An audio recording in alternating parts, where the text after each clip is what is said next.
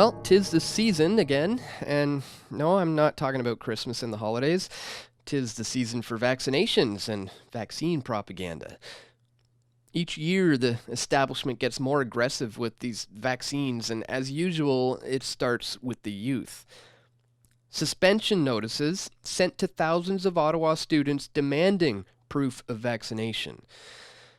The Ottawa Public Health Authority has been demanding proof from parents that their children have been vaccinated. The records of 50,000 students in Ottawa remain incomplete at this point, and this is really most likely due to the fact that these parents of these 50,000 students aren't buying into the propaganda.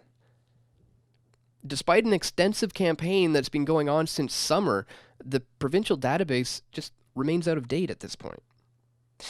Ottawa bureaucrats are having trouble figuring out who's been vaccinated and who hasn't been, hence the suspension notices. And according to the Ottawa school boards, if you're not getting vaccinated, you're not going to go to school. Which isn't necessarily a bad thing. These tax-funded indoctrination centers really have no place in a free society. But consider what some of the parents are saying about the vaccinations.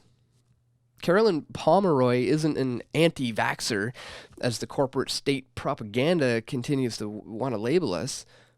She and her children have a legitimate family history of adverse reactions to vaccinations.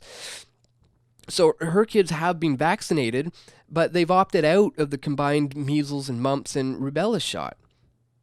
And she's now fighting the health authorities for an exemption so that her kids can remain in school.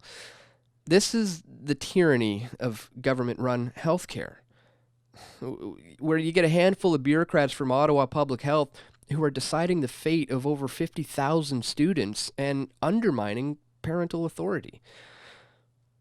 In a majority of cases, both parents work so that government schools just act as massive daycare programs where children and teens are essentially brainwashed. There is an exemption process for the vaccine suspensions, but it requires making your case to the health department, and it's a pretty complicated process that requires notarized forms. And to make matters worse, some parents have already sent in their child's proof of vaccination. The health bureaucracy just lost it or hasn't processed it fast enough. So according to them, having no record of vaccinations isn't a problem with their efficiency. It's an issue that parents need to solve. And meanwhile, for the first time since 2013, routine surveillance of students by the Ottawa Public Health Authority has returned.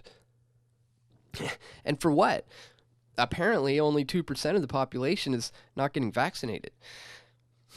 There's more to this than just a vaccine propaganda campaign. This is about higher-ups dictating orders and ruling the personal lives of families under the guise of public health and safety.